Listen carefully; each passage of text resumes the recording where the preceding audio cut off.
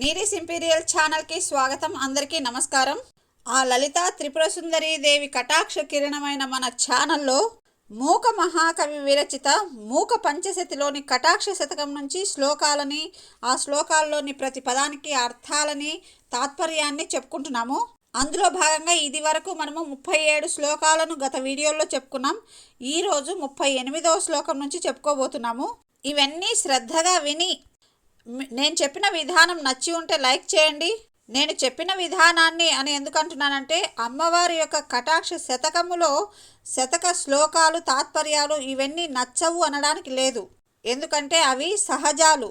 ఈ సహజమైన వాటిని అంతే సహజంగా మీకు వినిపించే ప్రయత్నం చేస్తాను, కానీ అక్కడక్కడ నాకు తెలిసిన మరికొన్ని విషయాలని కూడా జోడించి చెప్తాను. కాబట్టి కాస్త నిదానం అవ్వచ్చు, అంతకుమించి మరో కారణం ఏమీ లేదు. కాబట్టి ఇవన్నీ విని మీరు లైక్ చేసి ఇతరుల చేత కూడా వినమని చెప్పి వారికి కూడా అమ్మవారి కటాక్ష అనుగ్రహాన్ని కాస్త పంచుదాం. ఇక మనము శ్లోకాలు చెప్పుకొని తాత్పర్యం వైపు వెళ్దాం. ఇప్పుడు 38వ శ్లోకం నుంచి మొదలు పెడదాం. శ్లోకము: ఆరంభలేశ సమయే తవ వీక్షణస్య కామాక్షి మూకమపి వీక్షణ మాత్ర నమ్రం సర్వజ్ఞత సకల లోక సమక్షమేవ కీర్తి స్వయం వర్ణమాల్యవతి వృణీతే. ఇది శ్లోకము. ప్రతిపదార్థం చూసి తాత్పర్యం చూద్దాం. ముందుగా కామాక్షి అంటే ఓ కామాక్షి దేవి, తవ అంటే నీ యొక్క, వీక్షణస్య అంటే చూపుల యొక్క, ఆరంభలేశ సమయే అంటే వ్యాపార లేశ కాలమునందు అని ఉంది ఇక్కడ. అంటే వ్యాపార లేశ కాలం అంటే ఒకసారి కన్ను తెరిచి మూసేలోపు అని అర్థం తీసుకోవాలి. అంటే చూసి చూడకనే అన్నట్టు. తర్వాత వీక్షణ మాత్ర నమ్రం అంటే చూపు చేతనే నమ్రత నొందిన. మూకమపి అంటే మూగవాడిని కూడా, సకల లోక సమక్షమేవ అంటే సమస్త దేహులు ఎదురుగానే, అంటే అన్ని జీవులు ప్రాణుల ఎదురుగా వారి సాక్ష్యంలో అని అర్థం. సర్వజ్ఞత అంటే సర్వము ఎరుగు శక్తి. కీర్తి అంటే కీర్తిని. ఇక్కడ సర్వజ్ఞత అంటే అంతా తెలిసి ఉండడం అనే లక్షణము, తర్వాత కీర్తి అనేదాన్ని, ఈ రెండింటిని కన్యలుగా చెప్తున్నారు. స్వయంవరణ మాల్యవతి అంటే స్వయముగా వరించుటకై మాలగలదై, అంటే స్వయంవరంలో కన్యల చేతికి వరమాలను ఇస్తారు కదా, ఆ విధంగా మాలగలదై, వృణీతే అంటే వరించును అని. మరి తాత్పర్యం ఏంటో చూద్దాం. అమ్మవారి చూపు ప్రసరించినదో లేదో వినమ్రుడైన మూగవాడిని కూడా సర్వజ్ఞతా కన్య, కీర్తి కన్య ఇద్దరూ స్వయంవర మాలలు ధరించి వరించెదరు అని చెప్తున్నారు. అంటే ఇక్కడ మనకి ఒక శ్లోకం ఉంది కదా, మూకం కరోతి వాచాలం పంగుం లంఘయతే గిరిం యత్కృపాతమహం వందే పరమానంద మాధవం అనే శ్లోకంలో ఏం చెప్తారంటే, భగవంతుడి అనుగ్రహము అనేది ఉంటే మూగవాడు కూడా మాట్లాడగలడు. మాట్లాడడమే కాదు, కావ్యాలు కూడా రచించగలడు, శాస్త్ర చర్చలు చేయగలడు. పంగుం లంఘయతే గిరిం అంటే కుంటివాడు, నడవడానికి శక్తి లేనివాడు కూడా కొండలను కూడా అధిరోహించగలడు, పర్వతాలని కూడా అధిరోహించగలడు. అది భగవంతుని శక్తి అనేది ఉంటే జరుగుతుంది అని చెప్తున్నారు కదా. ఆ విధంగా ఇక్కడ అమ్మవారి యొక్క చూపు చేత, అంటే కాసేపు అలా ఒక్క క్షణము చూపు చేతనే, కటాక్షము చేతనే ఈ సమస్త జీవుల సాక్షిగా ఇద్దరు కన్యలు వరించారంట మూగవాడిని. ఎవరా కన్య అంటే సర్వజ్ఞతా కన్య అంటే అన్నీ తెలిసిన సర్వజ్ఞ కన్య, అలాగే కీర్తి కన్య అనే ఇద్దరు కన్యలు స్వయంగా వాళ్ళు వరించడానికి మాలలు ధరించి వచ్చారట. అది అమ్మవారి కటాక్ష మహత్యము అని చెప్తున్నారు. మూగవాడికి మాటలు వచ్చి కావ్యములు రాయడం వల్ల కీర్తి వచ్చింది. అలాగే అతనికి ఆ కీర్తి ఎలా వచ్చింది, ఆ కావ్యాన్ని ఎలా రాయగలిగాడు అంటే దాన్ని రాయగలిగే జ్ఞాన సంపద కలిగింది. సర్వము ఎరగగల శక్తి అంటే జ్ఞానం అనేది వరించింది. ఇది ఈ శ్లోకంలోని అర్థము. తర్వాతి శ్లోకం చూద్దాం. 39వది. కాలాంబువాహైవతే పరితాపహారీ కామాక్షి పుష్కర మదః కురుతే కటాక్షః పూర్వః పరం క్షణ రుచా సముపైతి మైత్రీం అన్యస్తు సంతత రుచిం ప్రకటీకరోతి. ఇక్కడ ప్రతిపదార్థాలు చూద్దాం. యథావిధిగా కామాక్షి అంటే ఓ కామాక్షి దేవి అని, పరితాపహారి అంటే సంతాపమును హరించేటటువంటి, తే అంటే నీ యొక్క, కటాక్ష అంటే క్రీగంటి చూపు, కాలాంబువాహ ఇవ, కాలాంబువాహము అంటే వర్షకాలంలో ఉండే నల్లని మేఘాలు ఉంటాయి కదా, ఆ మేఘాల ఇవ అంటే వలె అని, మేఘాల వలె, అధః కురుతే అంటే ముకుళింపజేయుచున్న అంటే పోతున్నా అని అర్థం. పుష్కరం అంటే కమలమును, పూర్వ పరం అంటే పూర్వ అంటే మొదటిది అని, మొదటిది అంటే ఇందాక చెప్పినది ఏది, వర్షకాల మేఘం అనమాట. క్షణరుచ అంటే క్షణకాలం వెలుగు అంటే మెరుపు ఉంటుంది కదా, మేఘాల్లో మెరుపు ఎలా ఉంటుంది, క్షణకాలం ఉంటుంది కాబట్టి దాన్ని క్షణరుచ అంటే క్షణకాలం ఉండే వెలుగు అంటే ఆ మెరుపు అని అర్థం, విద్యుత్తు అని కూడా అనొచ్చు దాన్ని. మైత్రీం అంటే స్నేహమును, సముపైతి అంటే పొందుచున్నది అని, అన్యః తు అంటే మరొకటి మాత్రం అని, మరొకటి ఏంటి ఇక్కడ ఇంకొకటి ఏదో చెప్తున్నారు ఏంటంటే, సంతత రుచిం అంటే ఎడతెగని కాంతిని, ప్రకటీకరోతి అంటే ప్రకటించుచున్నది.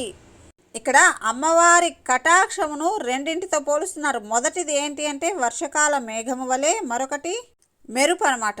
కాకపోతే ఇక్కడ పోలికల్లో కొంచెం తేడా ఏంటి అంటే అదేదో చూద్దాము, తాత్పర్యం చెప్పుకుంటూ ఆ తేడా ఏంటి అనేది తెలుసుకుందాం.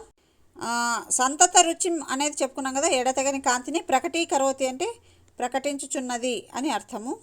తాత్పర్యం చూస్తే అమ్మవారి చూపు వర్షకాల మేఘము వంటిదట. అమ్మవారి చూపును వర్షాకాలం మేఘము ఏం చేస్తుందంటే పరితాపము హరిస్తుంది అనమాట. అమ్మవారి చూపు అనే వర్షకాల మేఘము మనలోని జీవులలోని పరితాపమును హరిస్తుంది.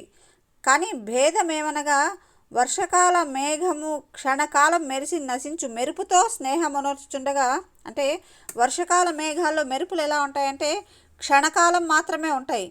కానీ అమ్మవారి కటాక్షము మాత్రము నిరంతరము కాంతిని ప్రకటించుచుండును. అమ్మవారి కటాక్షము ఒక మేఘమైతే అందులో ఆమె దయ, ఆమెలోని కాంతి మాత్రము అలా క్షణమాత్రం కాదు, నిరంతరము కాంతిగానే ఉంటుందట. మేఘము ఎలాగైతే వర్షం కురిసి తాపము నుంచి మనకి రక్షణనిస్తుందో, అమ్మవారి కటాక్ష మేఘము కూడా ఆమె కటాక్షము దయని వర్షించి మన పరితాపాలన్నీ సంహరిస్తుంది అని చెప్తున్నారు. ఇక్కడ ఒక చిన్న తేడా ఏంటంటే, సాధారణంగా వర్షాలు వచ్చినప్పుడు, ఈ వర్షం పడుతున్నప్పుడు ఈ పద్మాలు ఉంటాయి కదా, కమలాల పద్మాలు ఏదో అంటాం కదా, అవి ముడుచుకుపోతాయి. అంటే సూర్యుడు కనపడకపోయేసరికి తన ప్రియుడు కనిపించలేదే అన్నట్టు ఒక చిన్న దిగులును ప్రకటిస్తున్నట్టుగా చెప్తున్నారనమాట. ఆ విధంగా కమలాలు ఎలా ముడుచుకుపోతాయో, దిగులు పడుతున్నట్టుగా ముడుచుకుపోతాయో, మనలోని తాపాలు కూడా అలా ముడుచుకుపోతాయి, అంటే హరించుకుపోతాయట. అమ్మవారి కటాక్షని నల్లని మేఘాలతో ఎందుకు పోలుస్తున్నారు అంటే, అమ్మవారి కటాక్షం నల్లగా ఉంటుందని మనం ఎన్నోసార్లు చెప్పుకున్నాం. కాటుక ధరించి ఉంటుంది, కాలాంజనమును ధరించి ఉంటుంది కాబట్టి ఆమె కటాక్షము అనేది నల్లగా ఉంటుంది. అందుకే నల్లని మేఘంతో పోల్చుతారు. ఆ మేఘాల నుంచి వర్షం ఎలా కురుస్తుందో ఆ కటాక్షం నుంచి కూడా అలా దయ అనేది వర్షిస్తుంది అని చెప్తుంటాము.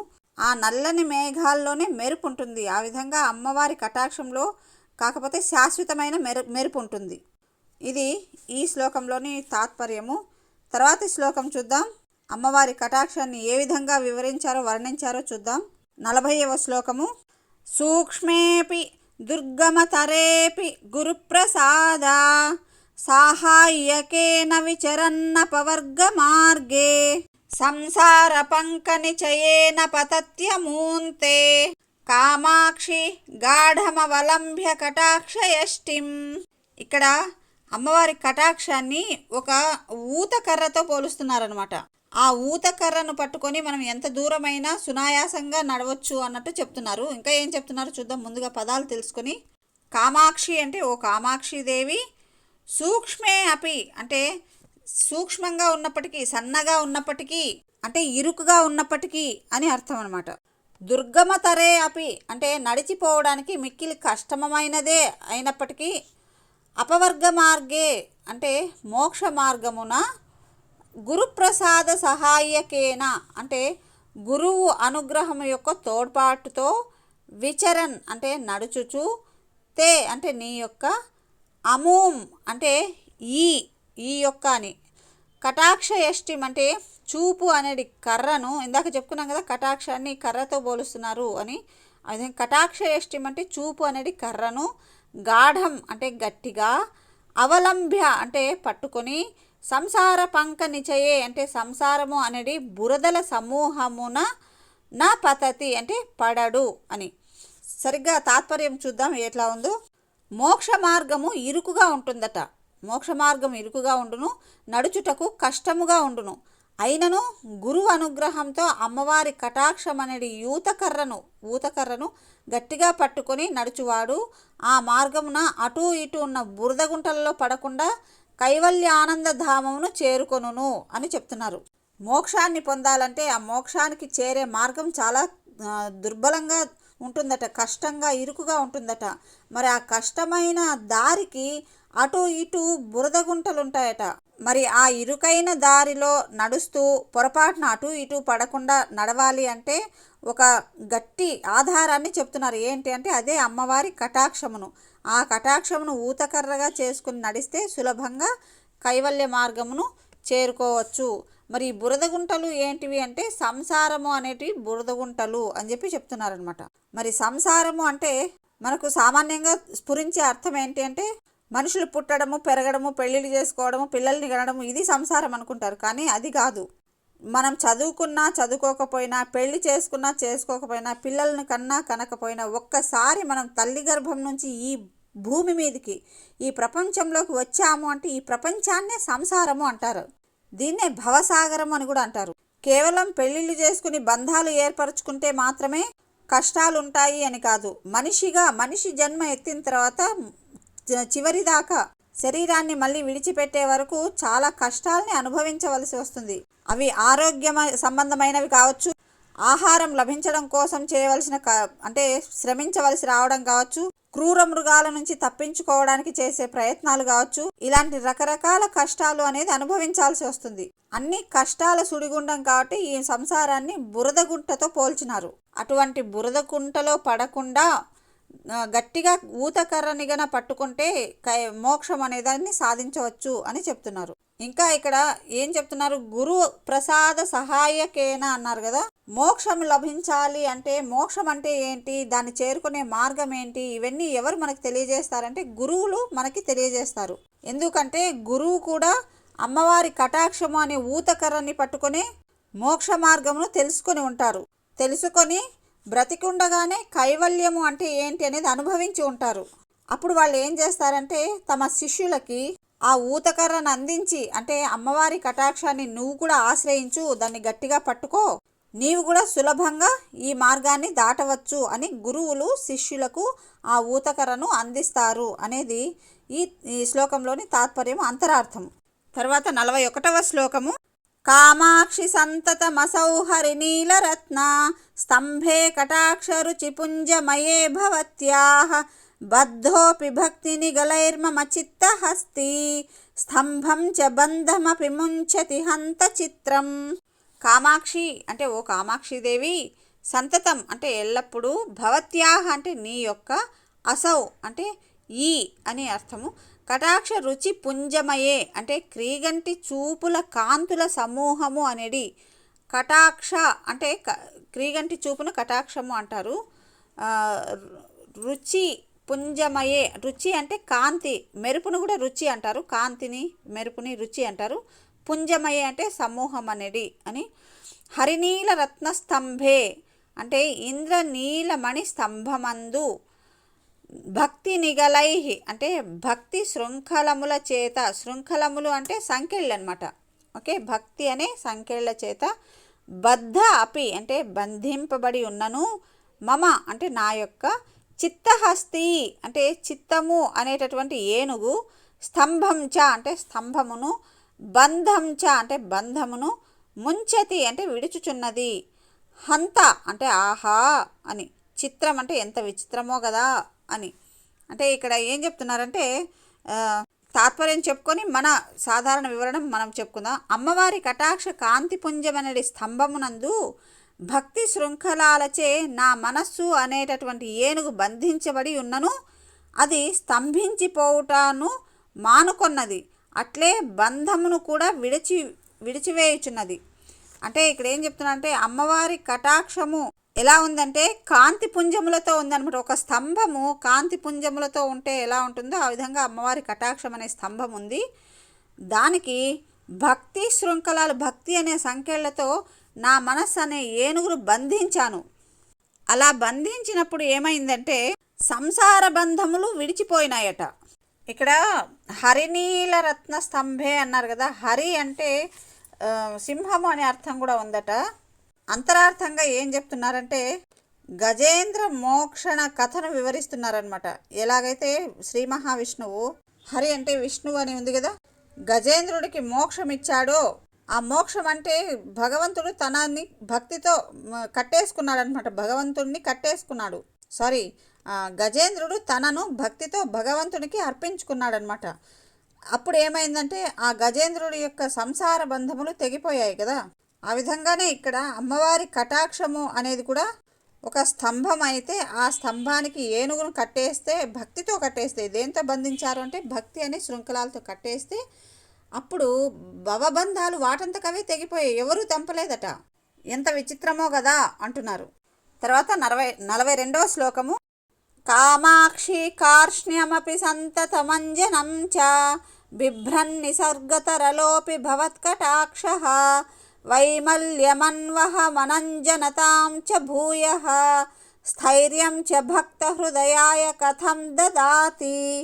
ఇందులో కామాక్షి అంటే ఓ కామాక్షిదేవి, కార్ష్ణ్యం చ అంటే నల్లదనమును, సంతతం అంటే ఎల్లప్పుడూ, అంజనం చ అంటే కాటుకను, బిభ్రన్ అంటే ధరించుచున్న, విసర్గతరళః అంటే సహజ చంచలమైన అని, నిసర్గ తరళః అపి అంటే సహజ చంచలమైనప్పటికీ, భవత్ కటాక్షః అంటే నీ కడగంటి చూపు, అన్వహం అంటే ఎల్లప్పుడూ, వైమల్యం అంటే నిర్మలత్వమును, అనంజనతాం చ అంటే అకళంకత్వమును, అకళంకత్వము అంటే మచ్చలేనితనమును అని, భూయః అంటే మాటి మాటికి, భక్త హృదయాయ అంటే భక్తుని ఎదకు, స్థైర్యం చ అంటే స్థిరత్వమును కూడా, కథం అంటే ఎట్లు, దదాటి అంటే ఇచ్చుచున్నది అని. ఇక్కడ ఏం చెప్తున్నారంటే సాధారణంగా ఏదైనా ఒక నల్లని దాన్ని మనం మచ్చలాగాను మురికిగాను చెప్పుకుంటాం. అంటే అది స్వచ్ఛతను పోగొట్టేదిగా చెప్తాం నల్లదనాన్ని. కానీ ఇక్కడ విచిత్రంగా ఏంటంటే అమ్మవారి కటాక్షం అనే నల్లదనము అంటే అమ్మవారి కటాక్షము నల్లదైనప్పటికీ స్వచ్ఛంగా ఉంటుందంట. అంజనమును ధరించినప్పటికీ అంటే కాటుకొని ధరించినప్పటికీ కూడా నిర్మలంగా ఉంటుందట. అలాగే అమ్మవారి కటాక్షము చంచలమైనప్పటికీ అంటే స్థిరమైనది కానప్పటికీ, అంటే చంచలాక్షి అంటారు కదా, అమ్మవారి కటాక్షము అటు ఇటు డోలికలాగా ఊగుతూ ఉంటుంది అని మనం గత శ్లోకాల్లో చెప్పుకున్నాం. దానికి కూడా ఉపమానాలు కూడా ఇచ్చారు. వినండి, తెలుస్తుంది ఎందుకు అమ్మవారి కటాక్షము అంటే చంచలంగా ఉంటుంది. అలాగే ఆ చంచలత్వాన్ని దేనితో పోల్చారు అనేది కూడా వినండి. అలా చంచలంగా ఉన్నప్పటికీ మనుషులకు, భక్తులకు స్థైర్యమును ఇస్తుందట. భక్తుల మనసులలో స్థిరంగా ఉంటుందట. ఇది ఎలా సాధ్యమవుతోందో కదా అన్నట్టు చెప్తున్నారు.